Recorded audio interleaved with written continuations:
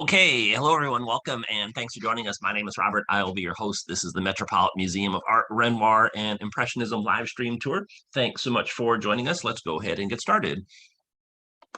We always welcome people to introduce themselves. So in the Zoom chat or the Q&A, if you're watching live, you can let us know your first name, where you're connecting from, and who is your favorite artist. It's always interesting to find out where people are joining us from and learn more about them.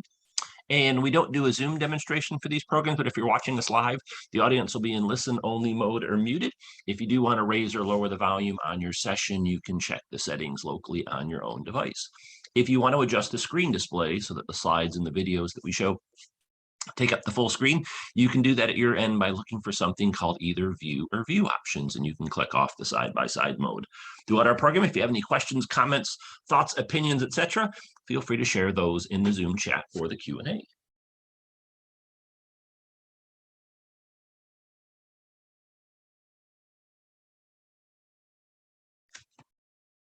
And I'll be your host. My name is Robert Kelleman, so thanks so much for being here. So we're going off to New York City today, one of my favorite places. And we're going to be visiting the Metropolitan Museum of Art, at least visiting it virtually. And we're going to be talking about Impressionism. Now, this is the third part in a series of programs we've done on Impressionism. The first one we did was Manet and Impressionism. And if you missed that, or if you want to watch it again, you can find a recording of it on our YouTube page. The second one we did was Degas and Impressionism, and kind of similar thing. If you missed that one or want to see it again, that's also on our YouTube page. If you're watching us live, what I'll do is I'll post the link for that in the chat on Zoom. And then bear with me for one moment. I'll also post it onto Facebook if you're watching us there. Bear with me for a moment.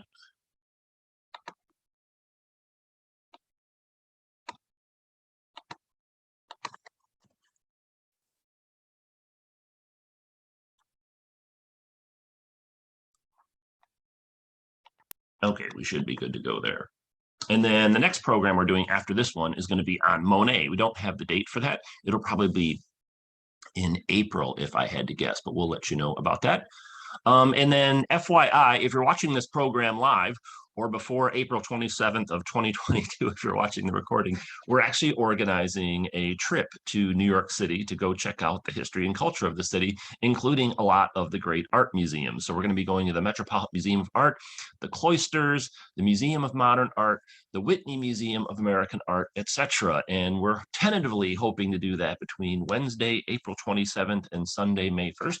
Thought we would go to 1 or 2 museums a day. So that's very tentative. Don't have the details for that, but stay tuned. We'll send those out as soon as they're available. So if you're in New York City already, perhaps you can join us there. And even if you're not in New York City, perhaps you'd be interested in coming out and taking a quick trip to join us. So stay tuned for the details on that. Today, of course, we're going to be talking about Renoir and Impressionism at the Metropolitan Museum of Art. And Pierre-Auguste Renoir was born in 1841, and he lived a long life to the age in his 70s, and he passed away in 1919.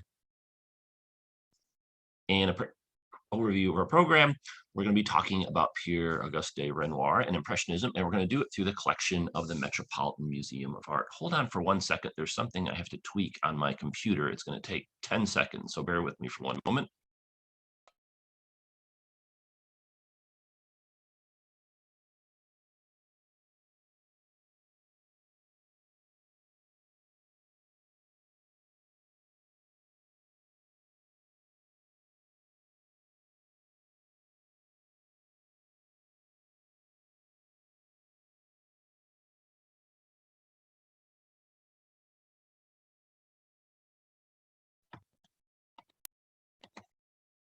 Okay, let's continue on. So the focus of our program today is going to be on Renoir and the collection of paintings they have by him at the Metropolitan Museum of Art. However, we're going to supplement the discussion on Renoir at the Met by also talking about Renoir paintings that are in other collections. Not a lot of them, but a handful of his more well-known or noteworthy works, just so you can kind of get a full perspective of his career. And then we're also going to talk about some other artists that are at the Met, so you can get kind of a comparison and contrast between the two. And these are Renoir's most famous works that are at places other than the Metropolitan Museum of Art. You've probably seen some of these, or maybe even all of these before. And let's go through and talk about Renoir's life. We'll go through his life and art and career in mostly a chronological order. Let's talk about his early life. Just a quick geography lesson. So here's France. Oops, let me go back. Here's France, and then here is Paris. Renoir was born in a city in kind of south central or western France. See that right here. Born on February 25th, 1841. And here's two portraits he did of his parents. Now, this painting is not in the Metropolitan Museum of Art. It's in a private collection, but it's Renoir's mom, and it was done in 1860. She was a dressmaker, and fortunately, she lived long enough to see her son's success. So Renoir's mom, the dressmaker, and then this is his father. Father was a tailor, and unfortunately, he did not live long enough to see his son's success. In fact, perhaps he has this grumpy look on his face because he was not really in favor of Renoir's career choice, and they clashed a little bit about this over the course of his lifetime. And at this point in time, Renoir had actually moved back in with his parents. His career was not going all that well, at least in terms of financial success. And so he moved back in with his family, which caused a little bit of friction with his father. But the parents play a really important role in his life because Renoir's mother is a dressmaker, his father is a tailor, and so those genes he ends up inheriting. And you see fashion being an important aspect of Renoir's artwork. That's something that you should be on the lookout for. It's very characteristic of his artwork. And so here are two good examples. So when you're mother is a dressmaker and your father is a tailor, that probably things are going to run off you. So this is one of the things that people oftentimes ask, like, what makes a Renoir a Renoir? And one of the characteristics of his artwork is this kind of focus on fashion. If you see beautifully dressed people, it's not guaranteed it's going to be a Renoir, but that would be a good educated guess. Renoir starts out his career artistically actually working in a pottery factory or porcelain factory, making works like this. And so initially he was involved in the production process, but over time he ended up getting promoted to where he was actually painting the porcelain. I'll let you read that description on the right. So this section of France was known as the main producer of porcelain during that time. And even into today, it's still the porcelain capital of France. And so now they paint these items by machines. The process is all automated. But during Renoir's time, the porcelain was hand painted. And so this was the type of work that he was doing in his teenage years. Then he goes off to Paris, decides to pursue a career in the arts. And while he's in Paris, guess what happens? He meets a lot of other artists, many of whom he became friends with. Renoir, another thing that's kind of characteristic of him, he was really well known in the art world. He had a lot of friends. He was buddies with Monet and Cezanne, and then also Frederic Bazille, who artistically did these two portraits of Renoir. And what I think is kind of funny is someone like Renoir, people have heard his name before and probably familiar with his artwork, but what did he look like? We oftentimes, some of these famous artists, unless they're named Frida Kahlo or Vincent Van Gogh, we have no idea what they look like. So here's two portraits of Renoir, both done by his friend, Frederic Bazille.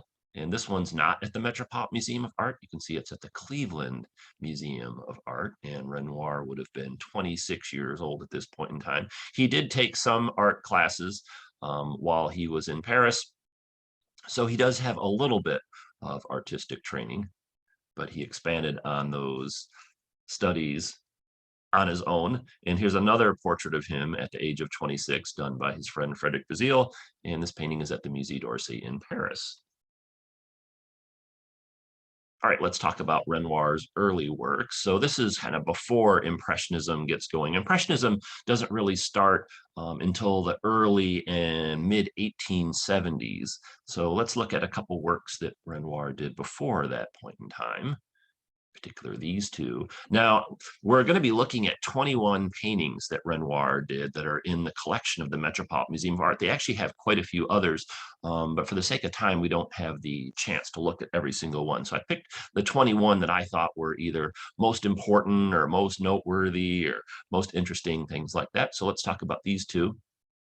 This is a landscape outside of a place that Renoir's parents like to take their summer vacations. And this was done around 1870. So he would have been 29 years old. And it's a nice country scene. You can see here a family. They're walking down the pathway here. The house in the distance. Some beautiful trees.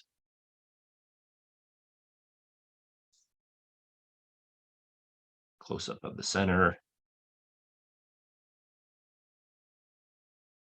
And then the bottom close-up. So a nice painting.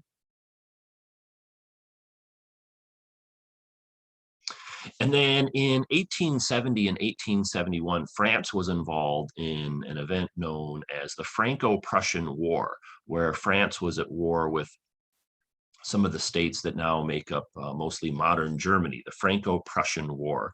And Renoir was actually in the army.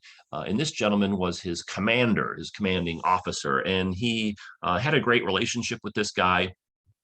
And then after the war, they ended up staying in touch. And he actually invites Renoir to come stay with him and his family. So that's what he ends up doing. So this is another painting that's not at the Metropolitan Museum of Art, just showing it to you, just to give you some historical context. However, this gentleman, his wife's portrait, which was also done by Renoir, is at the Metropolitan Museum of Art. So these two paintings have this relationship with one another. They would have been done at the same time. And here they are two side by side. So this one is at the Met on the left, the wife, and then the husband, who was Renoir's commanding officer, is on the right. I would guess a lot of people didn't know that Renoir was in the army at any point in time during his career. He actually trained horses. That was one of the things that he did during this time. And here's a close-up of the portrait. Very nicely done. She's sitting there very poised and confidently. And then look at the beautiful job he did on the hands. I'm not an artist myself, but artists typically say that the two hardest features to paint on a person are, number one, of course, the face, and then number two, the hands. It's really tricky to make hands look lifelike, but he did a good job there. And a close-up of her face with the earrings. And look at her eyes. He really did a great job capturing the essence of her eyes. So that's fairly nicely done.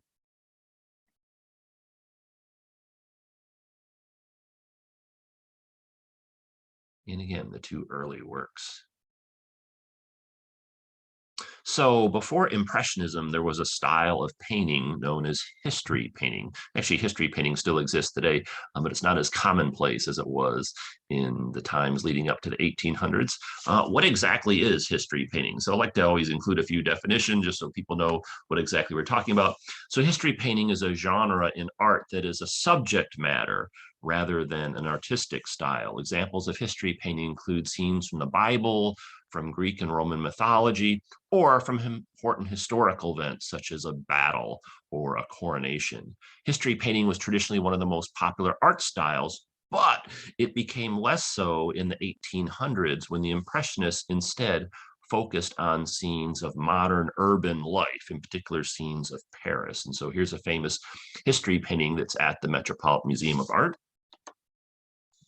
And it's not by an Impressionist painter, it's by David, and it's the death of Socrates. So very important historical event. And so I'm showing this painting to you so you can see kind of what type of artwork was popular before Impressionism. And it was these history paintings. These was the most popular style of painting or subject matter of painting in the days leading up to Impressionism, or I should say the years leading up to Impressionism. And even Manet, the great Impressionist painter, he started out doing very traditional styles as well. And so this is Dead Christ with Angels. So you can see this one at the Metropolitan Museum of Art as well.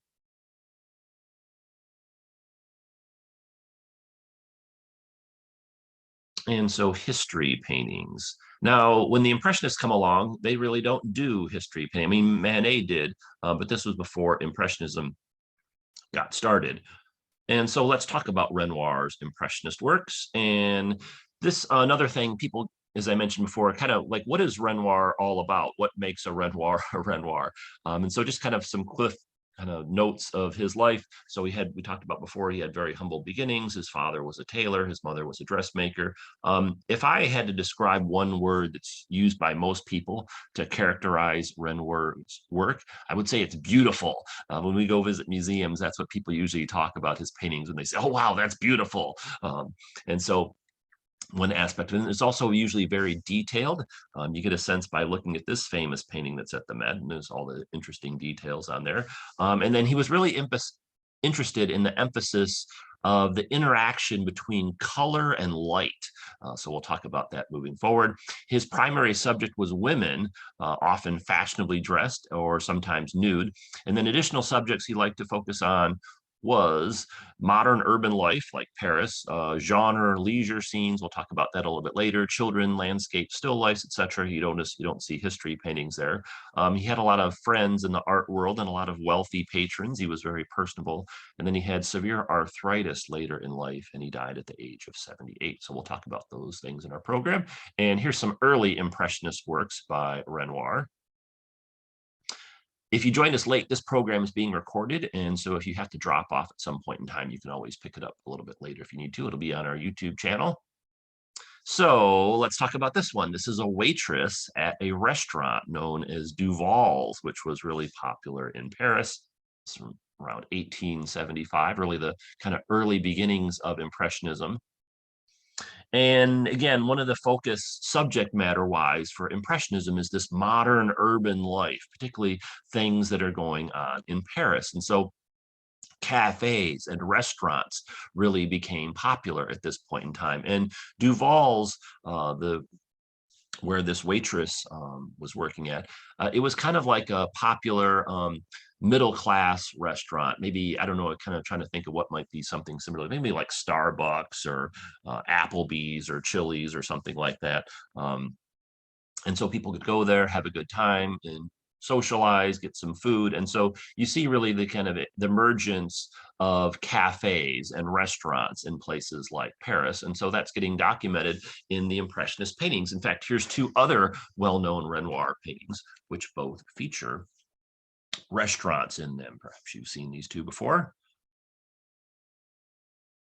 This is not at the Met, it's at the Art Institute Chicago. I wanted to show you several paintings that Renoir did that are in places besides the Met, so that when we're all done, you kind of can see how these works that he did, whether they're at the Met or somewhere else, kind of relate to one another.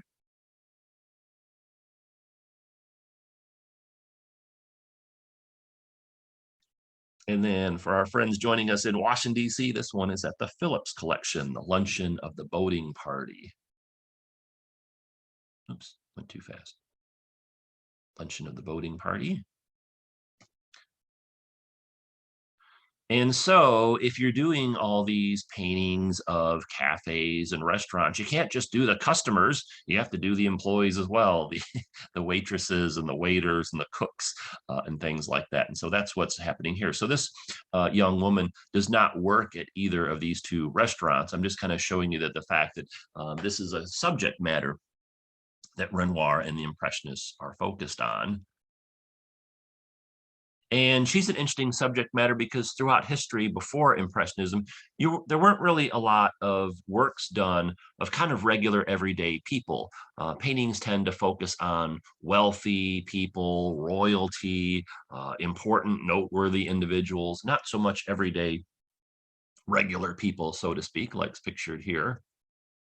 But she's standing there very poised and confident, looks like she's kind of taking a break from her duties at the restaurant to pose for Renoir.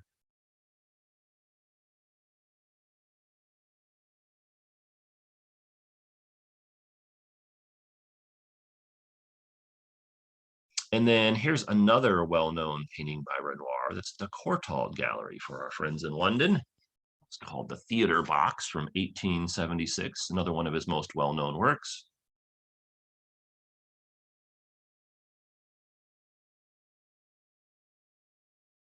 And let's come back to that painting in just a minute. Let's shift gears and talk about this one. So this is called Nini in the Garden from 1876, and this one is at the Metropolitan Museum of Art.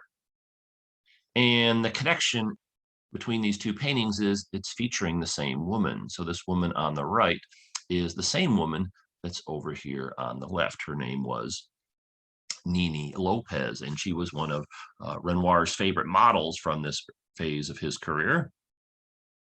And it's interesting that a lot of well-known paintings, especially during the Impressionist time, the same people are in them. So sometimes you might see a well-known work and then that same person is in some other work or several different works, and that's the case here. Now, this painting was done while Renoir's living in Paris, and there's actually quite a few places throughout France that you can go visit that have connections to Renoir. And so we're going to talk about a few of them just so you kind of get a feel for his life and what he was doing. So this is when Renoir was living here, this was kind of like an apartment, like studio complex. They since have turned it into a museum because a lot of well-known artists ended up living here at some point in time during history. And so they have a setup to kind of what it would be like to picture you being a painter here during this time. So here's a recreation of the studio. And then it has this beautiful gardens out back. And so this is where Renoir would have been doing his paintings, like this one, which is in the garden. And really beautiful colors. You can see it's a really kind of classic Impressionist painting in the sense that it's not trying to be a photographic recreation of this woman in the scene. It's very impressionistic in the style. They kind of see the slight abstraction. Here's a close-up. You can also see the brush strokes. This is known as the painterly style. And that means when you can see the brush strokes in the painting, it's called the painterly style. You can see that clearly evident here. And this was something new. This was a very different approach to, if you kind of think back to the history paintings we saw earlier, very different in terms of both the style and the subject matter. And again, Renoir focusing on the light and the colors and how they interact with one another. You can clearly see that in this painting. So really beautiful work.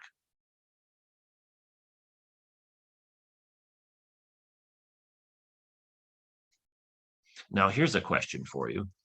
What color would be used to paint a shadow? So suppose we're doing a painting and there's a person and a tree, and we want to depict the shadow on the ground. What color would we use for the shadow of the person or the tree? We'd probably use black, right? That kind of makes sense. If you think of a shadow, kind of tend to think of it as black.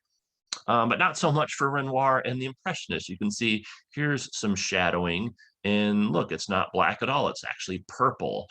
So that's one of the characteristics you should kind of look for in Impressionist painting. The fact that oftentimes shadows aren't black. They're colors, in this case, purple. And so you might just be thinking, well, that's what's the big deal? Well, the big deal is that hadn't been done before. And for whatever reason, no one had really thought of doing that on a wide scale basis. But you see that frequently in Impressionist paintings, not only by Renoir, his good friend Claude Monet did very similar things. So kind of a subtle thing to note in a painting such as this, and kind of something that you can be on the lookout for when you're checking out art in the future. And then here's a young lady, The Milliner from 1877, again, early years of Impressionism. Now let's do a quick economics lesson. So what exactly is a milliner? That's a term you don't hear used all that often, especially not here in the United States. It's a person who designs, makes, or sells women's hats. And this became a really popular say, profession during the time of Impressionism, because the French economy was doing very well. So you have an expanding middle class, and then with the expansion of the middle class, people have more disposable income. And so with the more disposable income, that means they spend more money.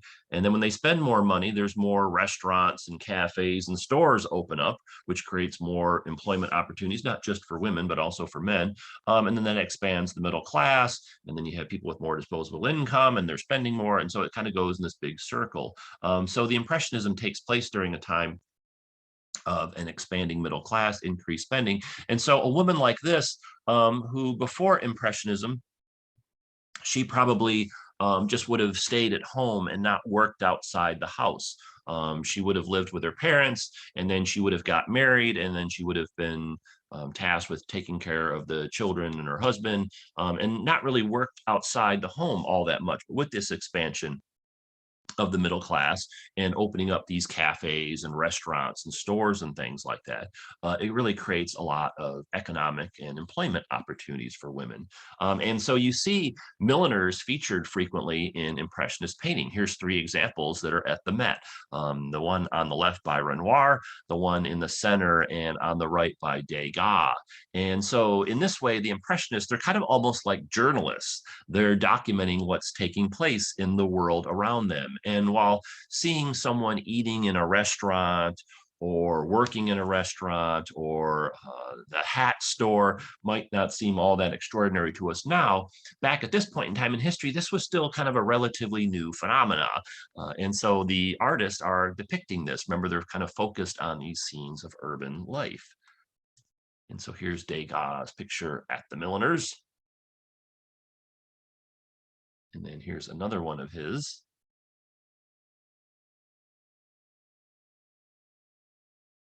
And then Renoir. So what we have here is this young lady. She's working for the milliner store, and she's probably delivering a package. So this is probably a hat box here that she's delivering. And during this time, from a fashion sense, hats had always been popular, but they became even more so because, again, people have the disposable income to spend more money on things like hats and other fashion items. And so she's probably delivering a hat box to a customer. This was kind of a traditional dress that working women that worked in retail would wear of the day.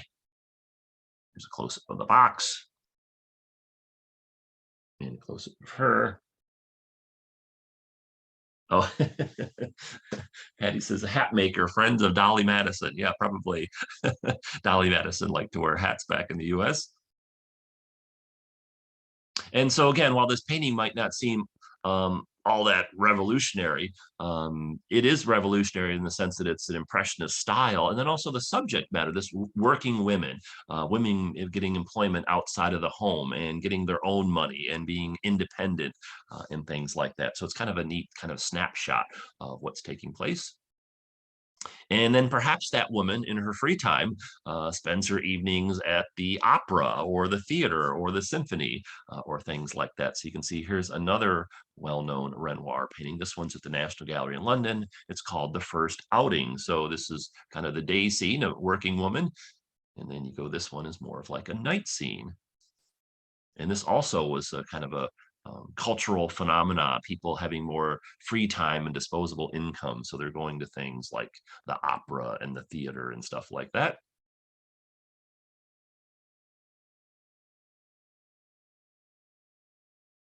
And then also what people would do in their free time is go spend in the park. So this is a famous painting by Renoir. This is probably there's a handful of Renoir paintings that are the most famous, and this one is in that category. This is at the Musée d'Orsay in Paris. It's from 1876. And so another thing of this era, again, this leisure time. So if you were to go, say, 100 years before this time, you wouldn't have a bunch of middle class people kind of hanging out in the park, enjoying themselves and drinking beverages and dancing and stuff like that, because people were too busy working, trying to keep their head above water, so to speak. So they didn't have this leisure time to do activities like this. But with the expansion of the middle class, they do, which leads to events like this. And of course, Renoir was not the only person that was kind of capturing this phenomena. As people are going to the opera and the symphony and the ballet, there needs to be the performers and the people responsible for putting these acts. So kind of like how we saw the waitress and her relationship with the cafe and the restaurant, this is the dancers in relationship to these performing arts venues. And this is another great painting that you can see at the Metropolitan Museum of Art. I wanted to show you these other ones because, I mean, think about it. If we were to go on a tour of Renoir at the Met in person, we wouldn't just walk into the museum, look at the Renoir paintings and turn around and go home. Probably we'd want to check out some of the other artwork while they're there. So I thought we'd do the same thing here. Here's another great piece. This is by Degas, dancing sculpture. You can see that. And then here's another snapshot of urban life in Paris by Pissarro.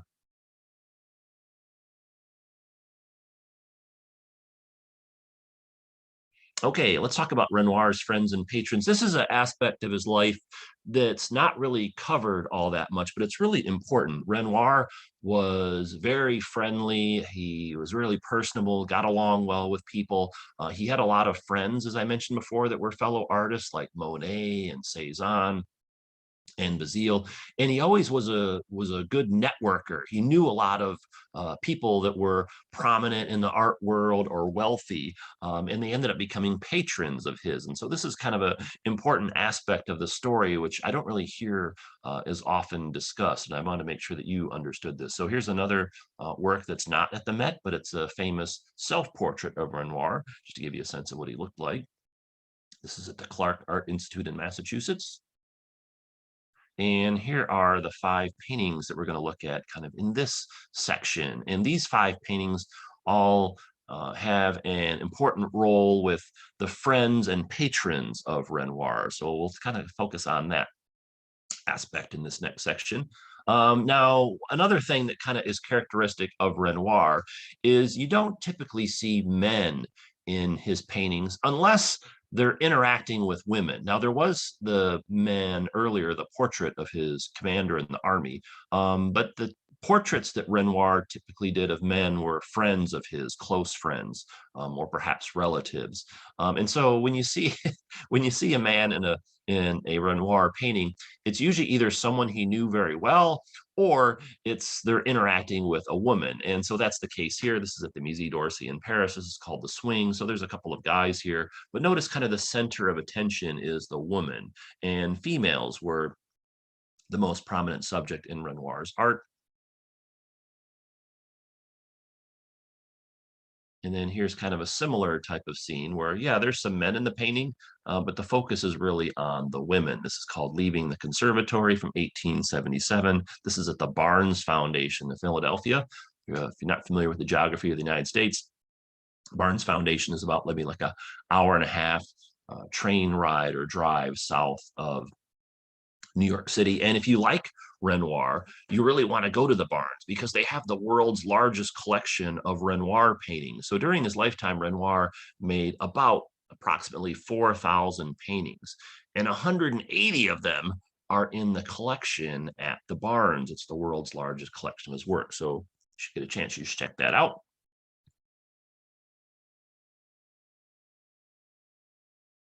And then here's some other examples of men that were able to sneak into the Renoir paintings. This is a set of 3 dancing scenes that he did.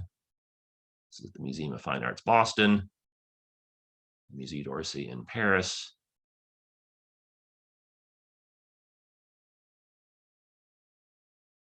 and the 3 side by side. And so then there's this painting at the Metropolitan Museum of Art. And I know you're looking at this saying, well, gee, Robert, I thought you said he doesn't really paint men very often. Well, he doesn't. He usually only did it if it was a close friend of his. And so that's actually the case here. This gentleman was a well-known, prominent pastry chef and writer and art collector. He was kind of like, I don't know, kind of like Anthony Bourdain, like a celebrity type chef. And he was friends with Renoir.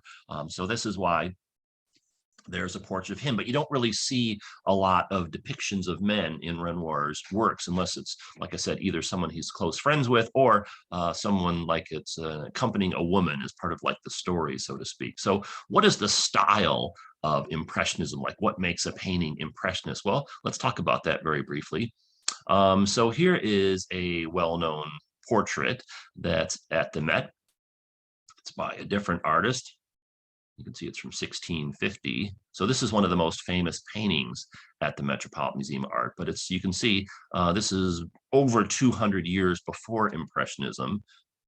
And let's kind of compare it to the Renoir. And so what is Impressionism? Well, this kind of gives you a good sense of this. Notice how the one on the left is very dark and dramatic and very serious. And the one on the right is kind of a lot lighter and airier, just kind of more casual, even though the gentleman's kind of does have somewhat of a formal pose. So you can really see the contrast here between this painting from 200 years before Impressionism and this painting, which is in the Impressionism period. Again, here's the details on that. And the side-by-side view.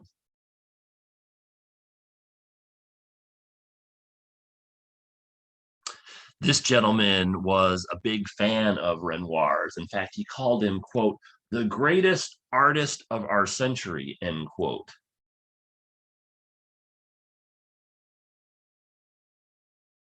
And I really like the eyes in Renoir's works. That's something that you should be on the lookout for. Now, this painting has a, let's see, a relationship with another important painting. So this painting is not at the Metropolitan Museum of Art. It's in a private collection, and it's not by Renoir. It's by Vincent Van Gogh. But this is one of Van Gogh's most famous portraits. This is Dr. Gachet. It was the doctor that was treating him the last few months of his life. And again, one of the most well-known paintings in Van Gogh's career. And the reason why this is important is because Vincent paid visits to Dr. Gachet's home. And guess who lived next door to Dr. Gachet? Well, it was this gentleman, the pastry chef, and he actually had this painting hanging in his house. And so because Gachet was friends with the chef, and because Van Gogh visited the doctor, many people theorized that Vincent probably saw this painting, and perhaps it was the inspiration for his portrait of Dr. Gachet. So you can kind of see some resemblance there. And artists frequently pick up kind of inspiration or ideas from looking at other artworks.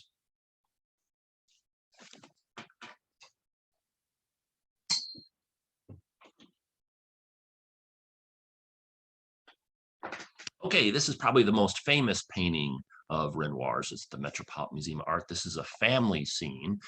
This is a woman, her daughter, and her son. I know you might be looking at this thinking it's her two daughters, but it's actually her daughter and her son. We'll explain why it looks the way it does in just a moment. There's the full view. And there's a lot going on with this painting. Again, one of the kind of characteristics of Renoir's works is all the kind of intricate details that he includes. Like, think about this painting, for instance. It would have been a lot easier for him, or less time, if he would have like excluded the dog or excluded all these things back here. But he does end up including those. And so this woman is a very important person in the history of art. This is Madame Charpentier, and she ran a famous salon in Paris. Now, you may be familiar with the term salon. What that represents is these are events where people would get together. They typically would dress up in nice clothes, and they would sit around and discuss kind of the things of the day, like art and literature and music and politics and religion. And so a salon was an important event in Paris. And so Marguerite Charpentier was a French salonist and art collector who was one of the earliest champions of the Impressionists, especially Pierre-Auguste Renoir. In 1875, she acquired 3 Impressionist paintings by Renoir, making her one of the first art collectors to buy Impressionist works. On Fridays from the mid-1870s to the early 1890s, she ran a political and literary salon at her house, to which she invited writers, artists, musicians, actors, and politicians, including Renoir. And so that's her here. So she has this salon, and this is not a picture of the salon in her home. This is another salon, but just to give you a sense of this type of activity. So this is what's taking place in Paris. And one of the things that characterizes Renoir kind of behind the scenes is he was a really good networker and he was really friendly. And so he becomes friends with her and her husband. They were very wealthy, prominent, important individuals. Her husband was one of the key publishers in France. And so Renoir makes this portrait of her with her two children, thinking that if he really does a great job, she'll hang this on the wall of her house. Other people will see it, important people that she knows, and then they'll request their portrait from Renoir. And it worked. This was a big hit, this painting, and he received a lot of commissions from it. Now, another thing to kind of keep an eye out in artwork is, where do your eyes go? Typically, when we look at a painting, we're naturally kind of focus on the top left, and then usually our eye tends to kind of move in this direction. However, Renoir is kind of guiding our eyes in this one. We tend to perhaps look down first because he has the light color of the girls and their dresses, and then we're kind of moving diagonally this way. So this is something that artists are familiar with, and they usually incorporate these types of ideas in their paintings, like how they want our eye to flow. Do they want it to flow the way it does naturally, like from the top left towards the bottom right, or do they want to do something else like he's doing in this case?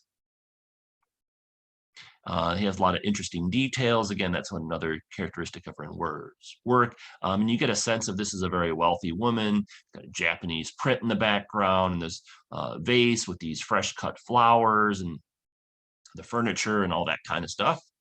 And here's a close-up of her and the two children. And then here are the two children. So this is not two daughters. It's actually her son, who's age 3, and her daughter, who's age 6. And then, of course, you got the family dog in there. So back in this era, typically boys and girls dressed the same. And boys typically, their hair would be not cut, it would grow. So that's why he looks like a she. There's really two ways to tell that this is the daughter and this is the son, though. Typically girls, their shoes had short heels in them. So you can see the little bit of heels there, with his shoes do not have the heels. And then girls typically wore jewelry to also distinguish them from boys. And you can see he doesn't have any jewelry. So this is just kind of the way that people used to dress back then. And then here she is, and now she's wearing this beautiful black dress. And black is typically associated with mourning, but that was not the case for kind of the last, I don't know, 150 or 200 years. Black has become kind of more of a traditional kind of mainstream color. And this clothing here really kind of represents a lot of other society changes that are taking place during this time. Let's talk about that. So one of the things that happens in the years before Impressionism is the advent of artificial colors and then also sewing machines. So prior to the era of Impressionism, if you were going to make a dress with this black color, you would have to use all natural materials, like things that you would find in nature. And you could make a black dress like this. It would just be very expensive to do so because the colors were not as readily available. But with the invention and kind of prominence of artificial colors, now you pretty much have everything under the rainbow at your disposal. And then kind of a similar thing with sewing machines. This is the American company Singer. But with the advent of sewing machines, they're no longer making dresses entirely by hand. And so what they can do is they can add a lot of extra features to the clothing. So again, kind of like how the Impressionists are almost journalists documenting what's taking place, while you might look at this painting and just think, oh, wow, that's really nice, or it's beautiful. It's easy to kind of not realize the kind of historical significance of the clothing that's being depicted in the woman and her two children. as evident by the use of the artificial colors in the sewing machines. And in the Metropolitan Museum of Art, they actually have a really impressive collection of clothing along with the paintings and sculptures. And so these are three examples of some works. And so you can see these are fashions that would have been popular during the same time. And you can see here the sewing machine kind of aspect, all these intricate details, that this would have been very time consuming or expensive to include all of these before the advent of sewing machines. But now they become more commonplace. And then also too, these very dark colors. This would have been really challenging to get a dress, this dark, rich, consistent purple color before there were artificial dyes to be able to create things like that. So you really can see kind of like a fashion revolution during the era around Impressionism. So not only a painting revolution, but also a revolution in, we talked before about the economics of the expansion of the middle class. And then also here's kind of some technology aspects. So there's a lot going on at this point in time in the world, in addition to the great paintings being made. So close-up of the top, close-up of the bottom. And nice touch to include the family dog and the full view. And then kind of also interesting how the black and white of the dog kind of mimics the colors of her dress. So just a really beautiful painting. It's also a large painting. This work is 61 inches high and 75 inches wide. So it's over 6 feet wide. It's almost like a life-size painting of these three figures. Really spectacular. Let's talk about another well-known person or prominent person that Renoir knew. This gentleman was a very wealthy French banker who lived in Paris. And guess what? Renoir ends up meeting him. And this is a painting that's in a private collection. This is another portrait or a painting of a man. But again, it's because Renoir knows this guy. It's not just some random person. And he ends up doing these two paintings for the gentleman. So the gentleman whose portrait we just saw, he lived in Paris, but he had a summer home in Normandy. And he invited Renoir frequently to stay with him, which was kind of a nice setup for Renoir. And so to kind of thank him for that, he would, for the room and board, so to speak, he ends up making this painting of the gentleman's cottage. And this is in Normandy, not far from the battlefield. And then this is the gentleman's daughter here on the right. Now, if you saw the Renoir painting that we screened last weekend, or if you've seen it on your own, you might recall that Renoir lived in a really nice home with servants. And that part of the story takes place later on in Renoir's life. So at this point in time, he's not living in this big house. But if you were watching the film wondering, how could he afford such a nice house? And why did he have all these servants? Usually when I think of artists, I think of a starving artist. And Renoir himself was a starving artist for a while, but eventually over time, because he's meeting people at the salon and he's friendly and outgoing and personable, and he ends up meeting wealthy bankers who let him stay with him or with them and do portraits of their families, he ends up getting a lot of commission and his paintings start selling. And he ends up doing very well for himself financially, so to speak. So this is the Normandy cottage of the banker from 1880. It's a really beautiful painting. You can see the sailboats in the background.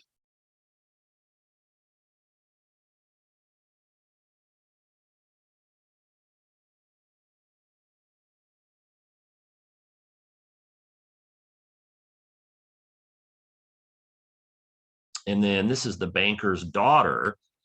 She was, I think the story goes, she had a piano lesson this particular day and was not going well. And she got really frustrated and started screaming and crying. And so then Renoir ended up with her and he was able to calm her down and do her portrait. And so Renoir was very good with children.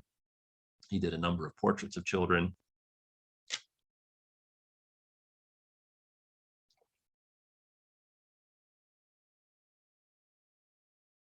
So imagine being the artist and, hey, listen, she's really upset about having to sit through the piano lessons and she's having a screaming fit.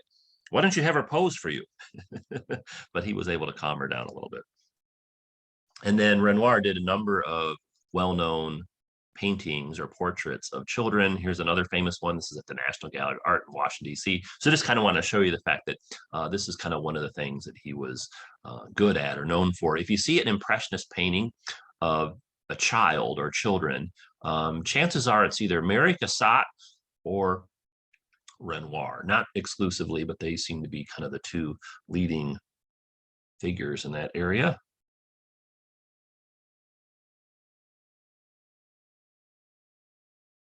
Here is another beautiful painting of a child that you can see at the Met. This one's by Renoir's good friend, Claude Monet.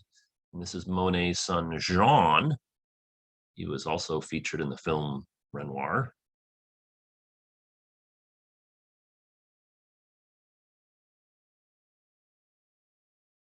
And then because Renoir has these wealthy patrons and his paintings are selling at this point in time, he's able to travel periodically. So this is a scene that he made from Naples. Now, if you were living in France and going off to Naples, that would be a pretty time intensive and expensive thing to do. So it kind of shows you the fact that Renoir's career is going well at this point in time. This is the Bay of Naples from 1881. There's actually two different versions of this painting. There's another one that's at the Clark Art Institute in Massachusetts. And here they are side by side.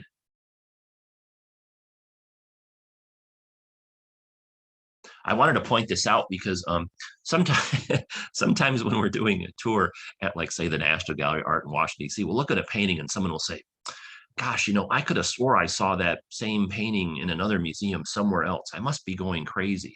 No, you're not going crazy. It's the artists actually oftentimes do the same scene more than once. And so there's different versions of the same painting. So if you're trying to think if your mind is playing tricks on you, it might not be. It might just be the fact that there's more than one version of the painting. And then this is my favorite quote from Renoir.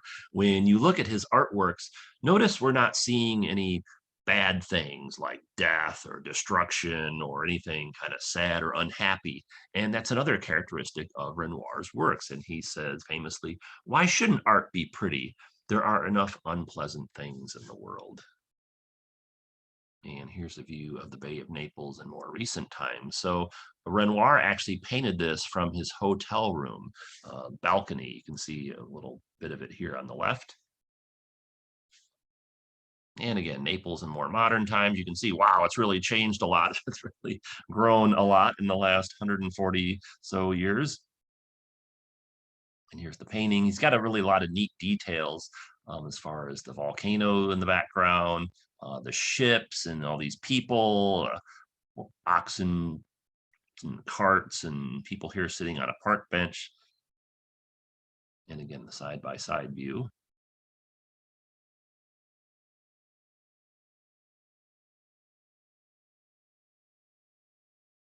So really beautifully done.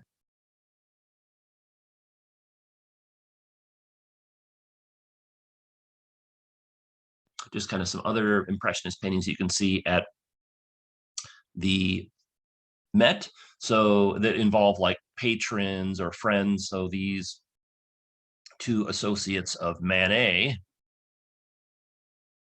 this famous painting, Boating, you can see this there. Cezanne, these are card players. These were friends of his.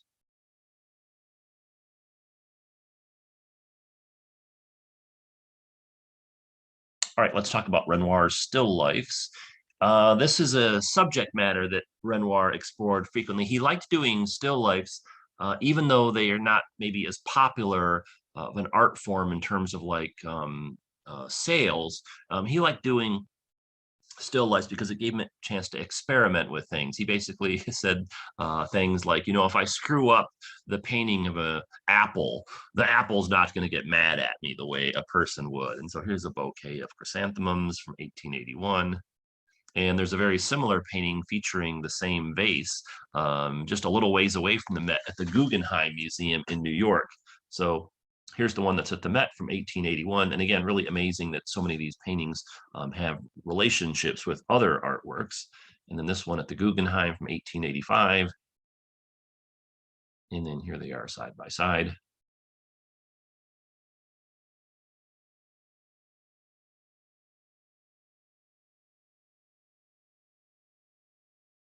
zoom in on the top and the bottom and the full view. Here's another one, another bouquet of chrysanthemums, 1881.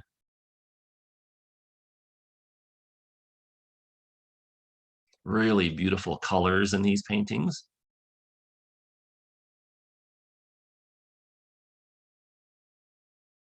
And then remember our banker friend that was buddies with Renoir, and Renoir did these three paintings. He also did these two still lifes while he was staying at his house. And these are interesting in the sense that the bowl is the same in both of these paintings. So all these 5 paintings were done for the same gentleman. This is still life with peaches.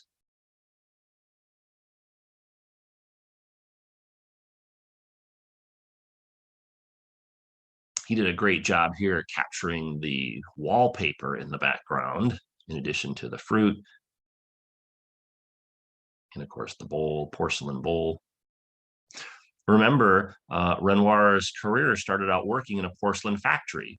So in addition to having an eye for fashion, you frequently see these types of objects appearing in his works as well. And so again, kind of like these subtle clues to look for when you're checking out artwork. Another one, Still Life with Peaches and Grapes from 1881.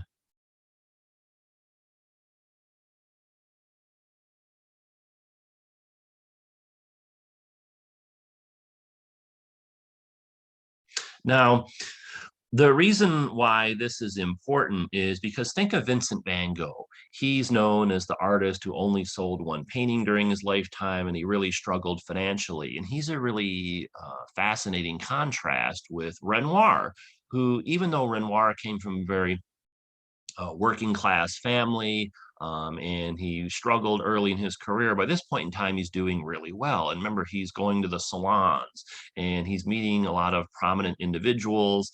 He ends up becoming friends with a lot of wealthy people. They become his patrons, and he does commissions for them, and they buy his works and all that kind of stuff. So not saying that, criticizing him for that. I mean, it's actually really smart. If you're a painter, why not try and hook up with people that have money to buy your work and it can give you commissions?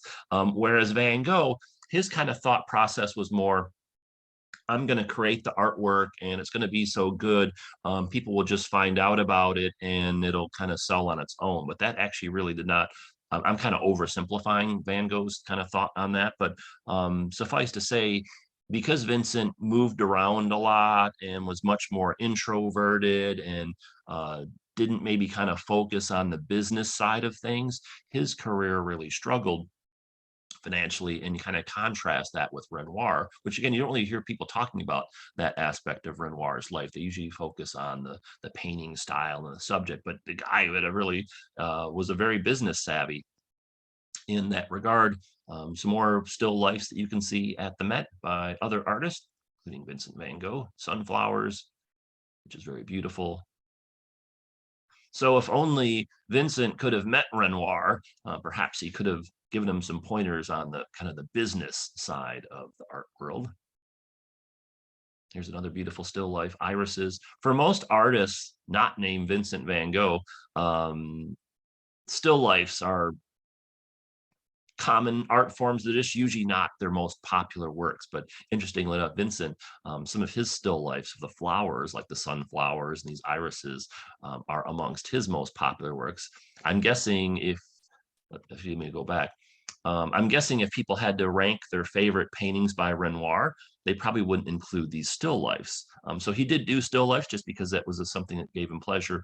But Van Gogh, known as kind of like the king of the still life, so to speak, to a certain regard, particularly when it comes to Impressionism. All right, let's talk about Mrs. Renoir. This was the love of his life.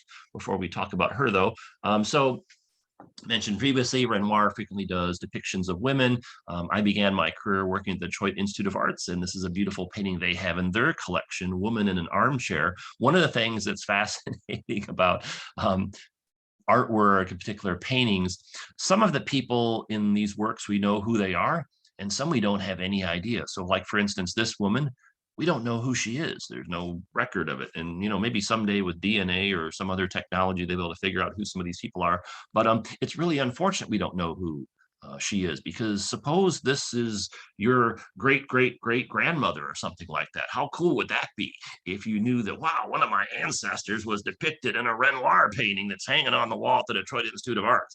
But unfortunately, we don't know who she is. But it's a beautiful painting nonetheless. And again, the focus of Renoir's artwork is typically women. Here's another example. This is at a museum in Wales. This is the Parisian from 1874. Notice the beautiful fashion aspects of this painting. In fact, it's kind of like the dominant feature of this work is her beautiful dress. And again, when you are the son of a dressmaker and a tailor, you probably have that kind of fashion sense. So if you see a beautifully dressed woman and you're not sure who the artist is, a good educated guess would be Renoir. And then here is the future Mrs. Renoir.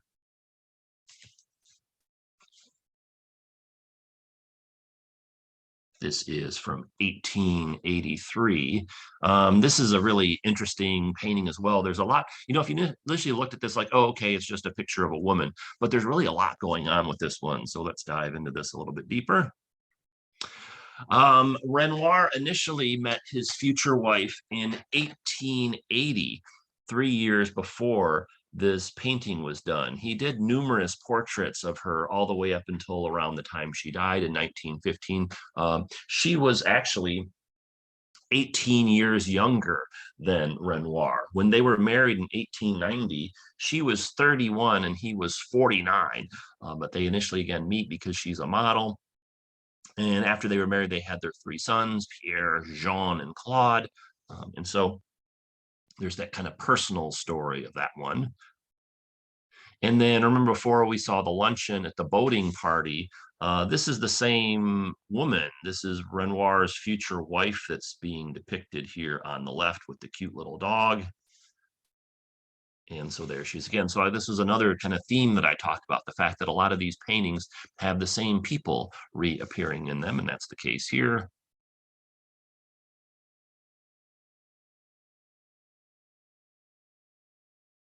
And then what happened with this one is he probably made sketches. Renoir throughout his career oftentimes would do sketches, and then he would use those for the finished painting. So this is the northern coast of France. And so he had numerous sketches of this area.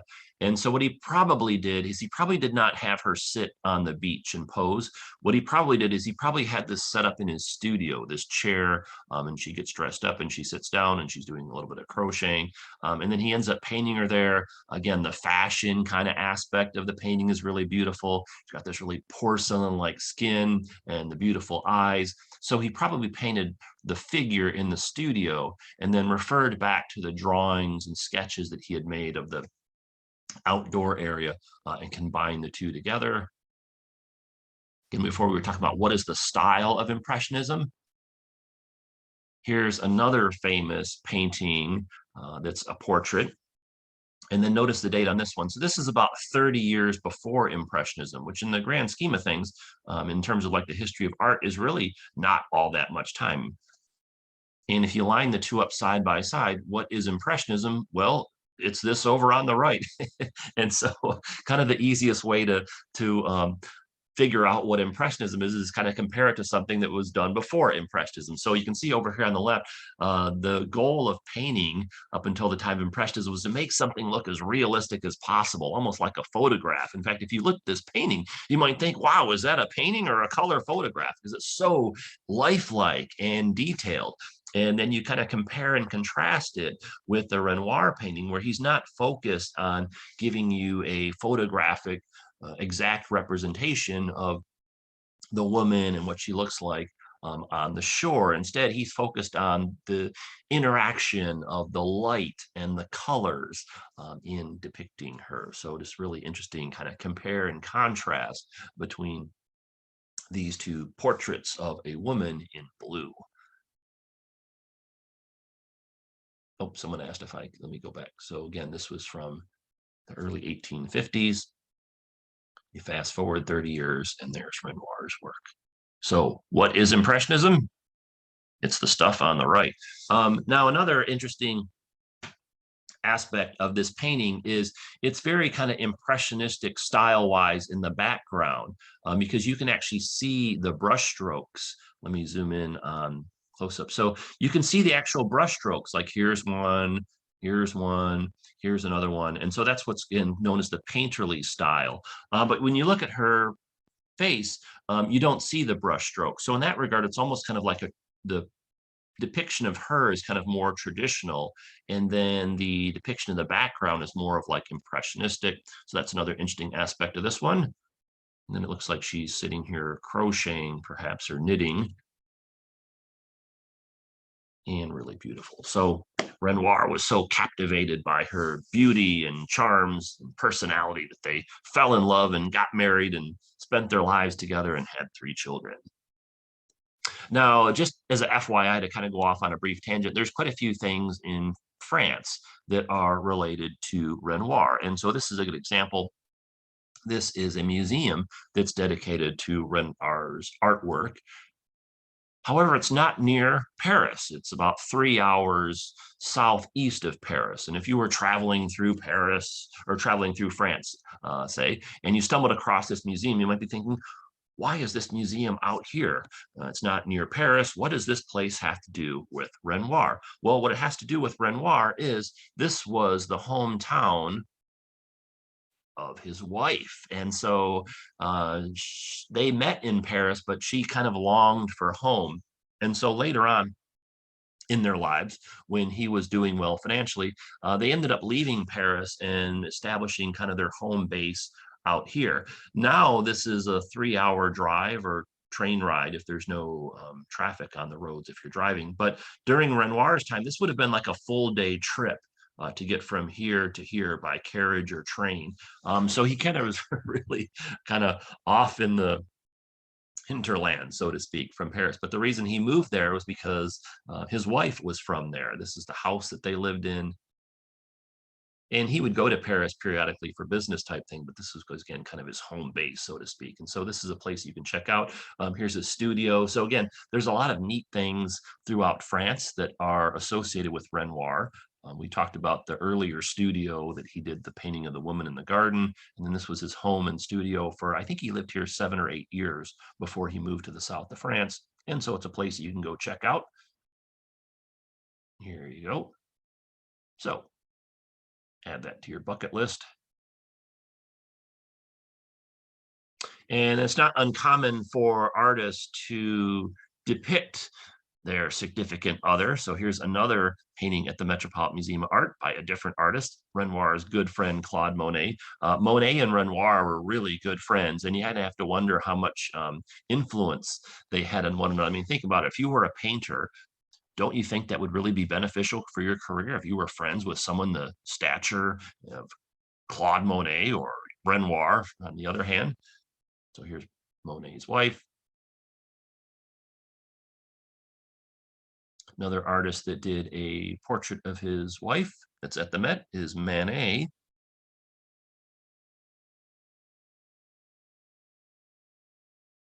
And another Impressionist artist that did a portrait of his wife is Cezanne.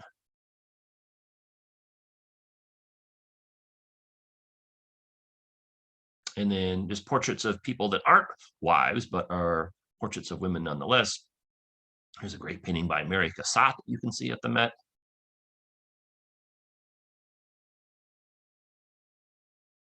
The emphasis on clothes and fashion with her work as well.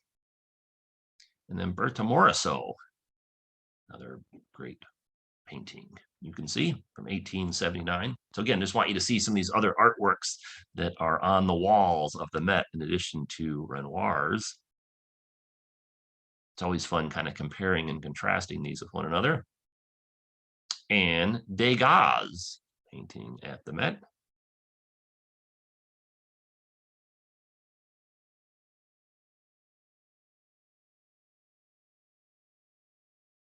All right, let's talk about Renoir's mature years. These are the 6 works that we're going to focus on.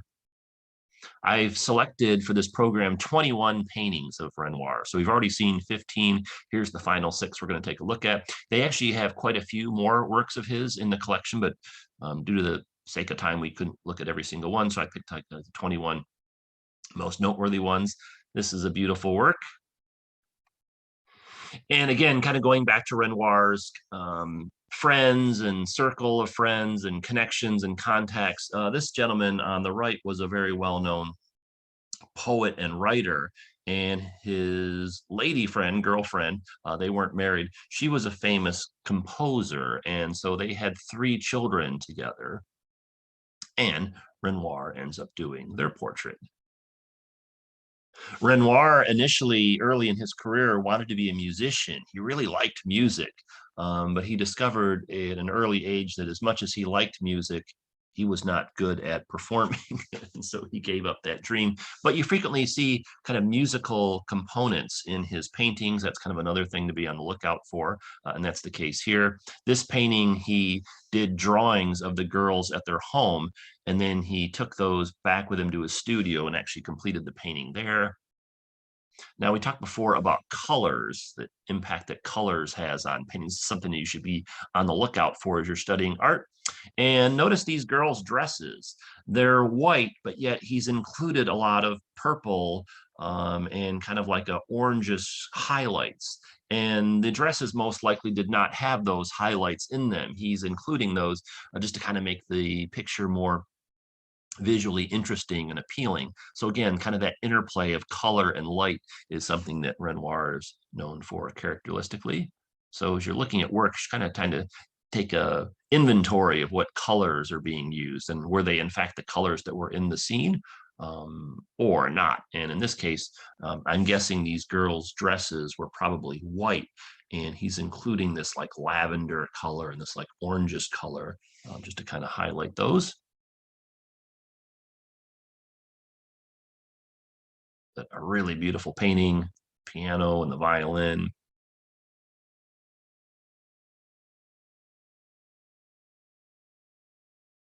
And remember, Renoir is good with doing portraits of children.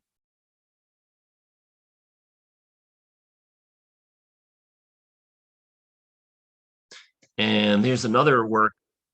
So because Renoir's works of women and children were so popular, if I ever could meet him in person, I would ask him, hey, if a painting of a woman or a child is so well received, is one that has 2 women in it or 2 children or a woman and a children even more well received? And so this is another one of his well-known works. This is at the Art Institute of Chicago. This is from 1881. This is 2 sisters on the terrace.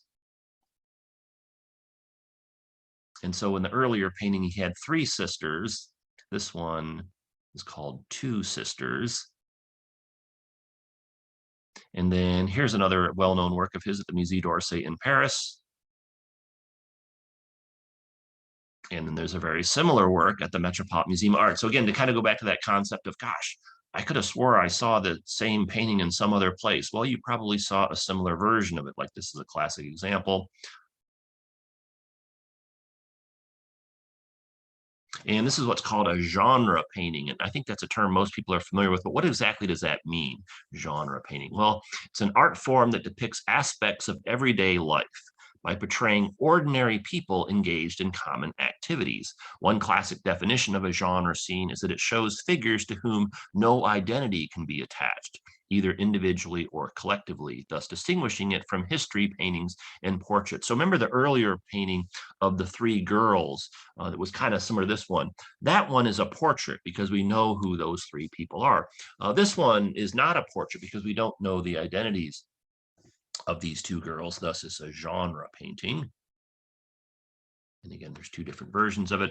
Really, again, another characteristic of Renoir to kind of be on the lookout for is he spends a lot of time with attention to details, and that's not unique to him. Degas is another artists that did similar things and various other impressionists. But notice all the extra details here. Like he could have just made this the girls and the chair and the piano, but he's got this background curtain with the ruffles and the folds of the fabric and this painting. And yeah, obviously that was there in the real scene, but he could have very easily kind of excluded those. And then over here, remember he worked in the porcelain factory, so he's got an eye for that. He's got this beautiful porcelain vase with the fresh cut flowers. So just kind of these really interesting, kind of intricate details that make the paintings more visually intriguing.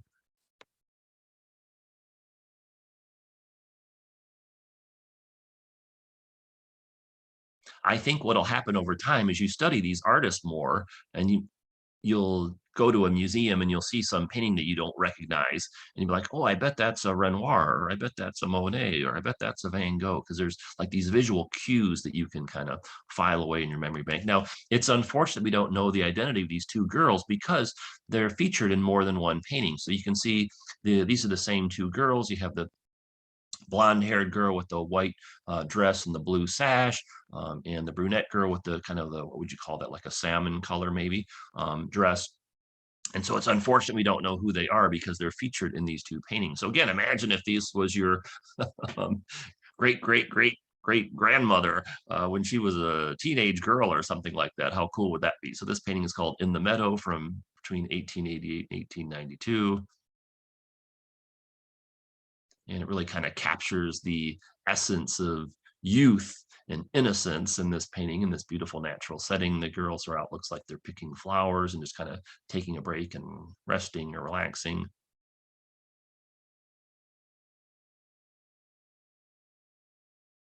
Here's another genre scene. This is at the beach. Remember, people have more leisure time during this era, so they can go do things like spend days at the beach.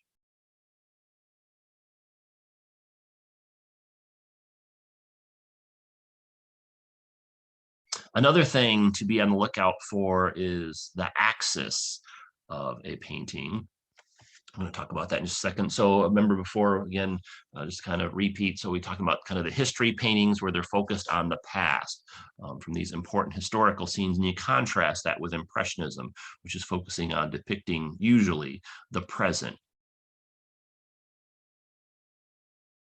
And then notice this. So there's these horizontal lines in the painting, particularly by the kind of the shore here and then the vantage point back in the thing. And then notice the kind of the contrast with her pose here and this kind of strong vertical line and how it contrasts with the horizontal lines. And to a certain degree, there's vertical lines with this figure and this figure. And you can actually probably say this is a horizontal line here.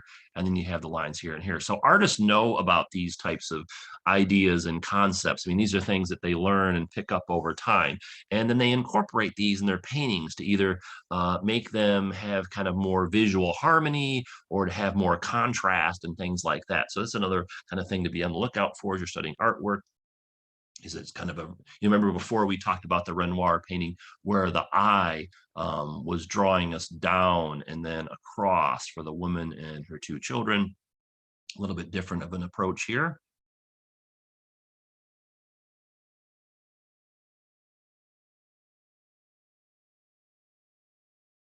And then before we talked about the hats and the fashion and all that kind of stuff. Well, here's a awesome painting with an awesome hat in it. This is a young girl in a pink and black hat. And if you'd never seen this painting before, knowing what you know now about Renoir and what you knew before, if you'd never seen this painting before and you had to guess who the artist was, Renoir would have been a good guess. Of course, it is Renoir, but if you saw something similar to this, Renoir would be a safe choice for as far as knowing who did it. Really beautiful, got great contrast between the pinks and the blacks. He was not living in Paris when he made this painting. Remember, he's living in his wife's hometown, so he wasn't in the city as often. And so he took this painting to his art dealer in Paris and dropped it off. And the art dealer looked at it and said, Yeah, listen, don't do any more of these paintings with the women with the big hats because those hats are going out of style, and I'll probably have a hard time selling a painting like this if you bring me any more. So this painting was end up being sold, but because tastes were changing in fashion and Renoir wasn't living in Paris at the time, he had to be kind of cognizant of that moving forward, but a beautiful painting nonetheless. These types of hats were replaced by kind of ones that were more kind of not as fancy, so to speak, and beautiful coloring of her skin and the eyes, just really incredible. Really love this painting a lot. And then just kind of give you a sense of where he's at in his older years. Here's Renoir, the Clark Institute in Massachusetts from 1899.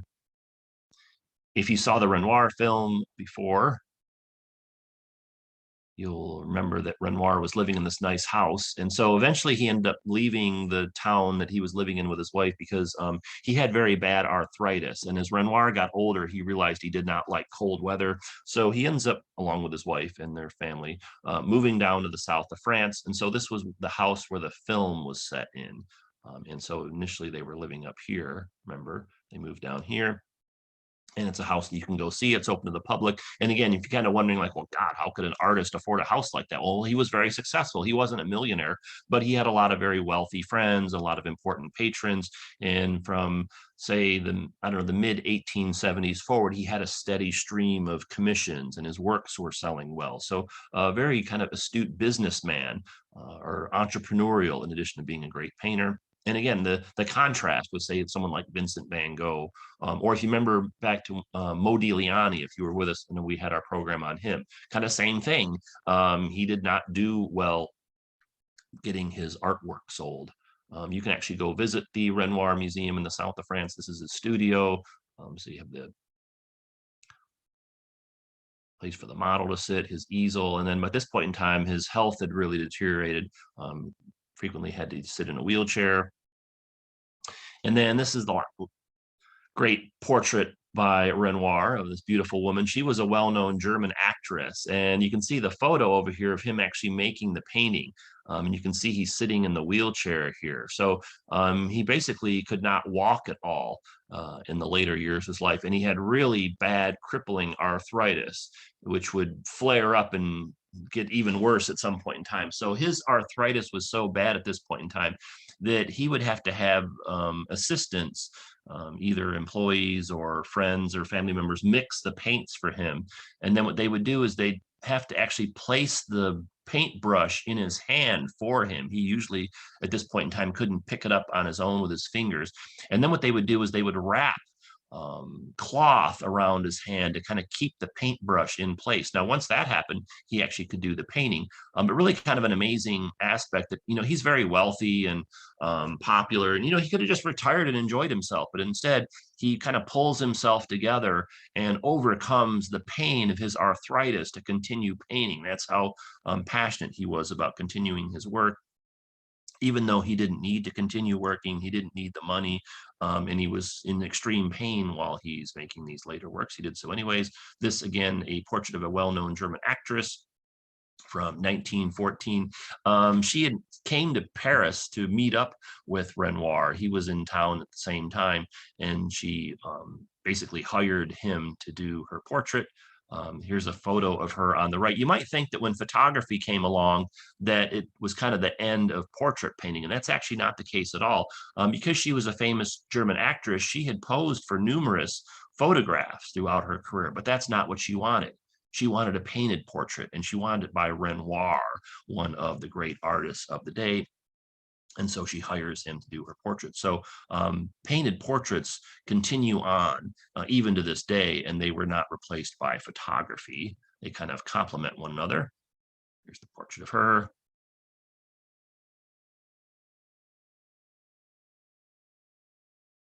It's perhaps not quite as detailed if you remember back to like the girls in the piano room. But again, his arthritis is really severe. But notice the beautiful colors And then also the light, which is shining down from like the top left corner here. It's illuminating her beautiful face.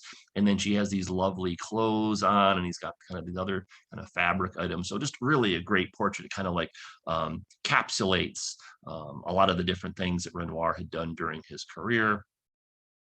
So we talked before about some of the things that are characteristic of Renoir. Remember, he came from very humble beginnings. He had a tailor father and a dressmaker mother. The style of his artwork is usually beautiful, detailed, here with an emphasis on the interaction of color and light. The primary subject that he focused on was women, often fashionably dressed or nude. We didn't go through any nudes today just for the sake of time. Additional subjects he liked to focus on was the modern urban life of Paris, these genre leisure scenes, children, landscapes, still lifes, etc. He had a lot of friends in the art world and a lot of wealthy patrons. He was very personable. And then he had the severe arthritis later in life. He lived to be age 78. So we got quite a few more things to go through before we call it an end for today. Renoir, born February 1841, died December 1919 at the age of 78.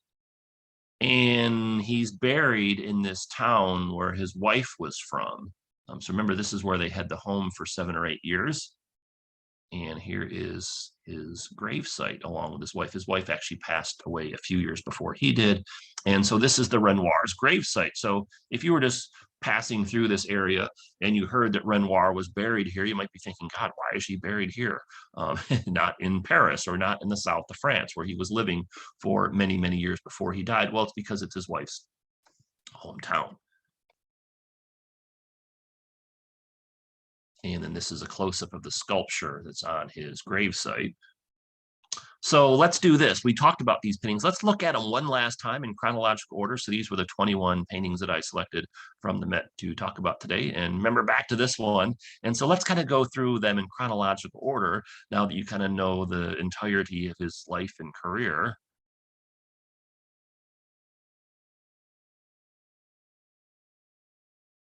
And we won't really spend too much time talking about these. Just wanted you to see them one last time.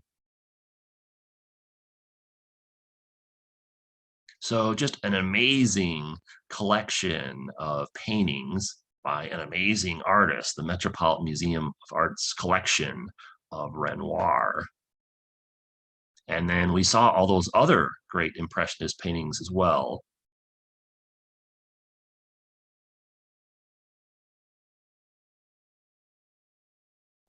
And so I think as you look at these, and kind of now get some kind of visual clues to be on the lookout for when you see some other Renoir paintings, either at the museum by your home or your travels, or if you're reading a magazine or watching a show.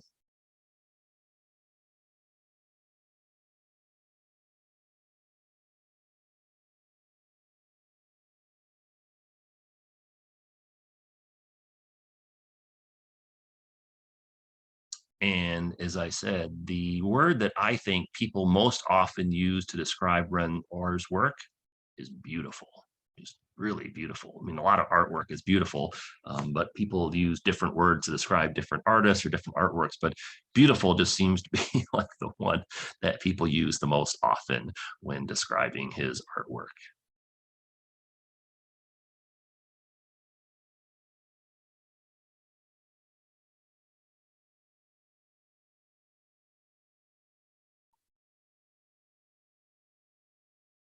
So we're Washington, D.C. History and Culture. We're a nonprofit community organization. All the programs like this that we offer are free.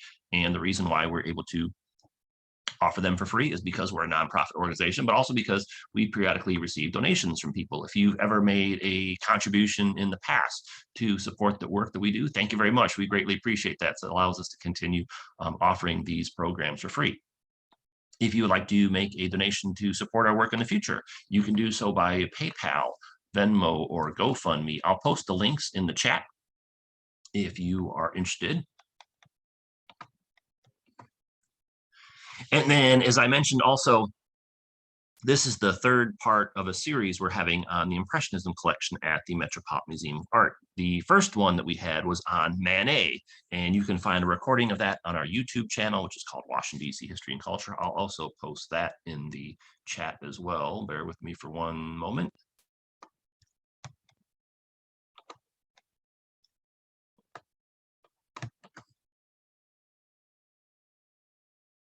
hold on, I'll post the link to the other program in the chat. Bear with me for one moment.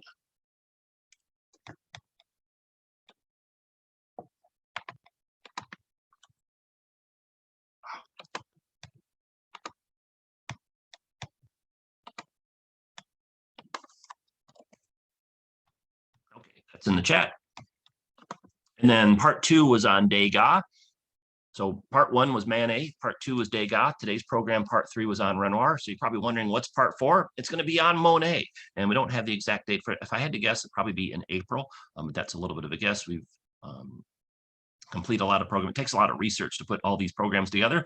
So still putting the finishing touches on that one. And then we didn't really go look at a lot of Monet's today, but just to give you a sneak preview of some of the works they have in the collection at the Met of Monet or by Monet. Let's look at a few examples kind of like as a sneak preview. So they have an incredible collection of Monet paintings. If I'm not mistaken, the Metropolitan Museum of Art has the largest collection of Monet paintings outside of France. And so it's a really great opportunity to study his works there and learn all about his artwork and his life and his career. And you've perhaps seen some of these in the past.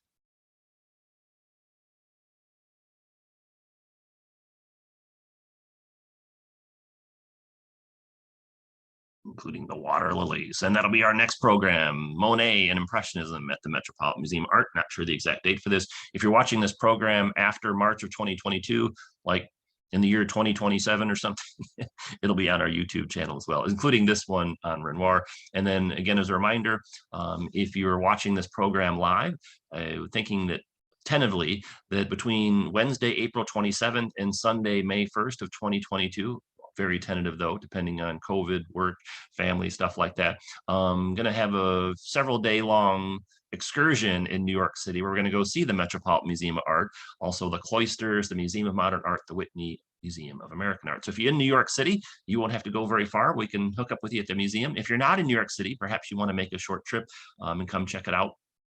And so we don't have the details for that. We'll provide them in the near future. And with that, I want to say thank you very much for joining us and taking time out of your schedule to learn more about Renoir and the Metropolitan Museum of Art and Impressionism. Thanks so much for being here. Have a great rest of your day. Stay safe, and we'll see you next time. If you asked a question or a comment in the chat, I apologize. It was challenging keeping up with those because we had such a big audience today, but I will be reading those after the program as I get an opportunity to do so. So again, thanks so much for joining us. Have a great rest of your weekend. Stay safe, and we'll see you next time. Thanks, everyone. Take care. Bye.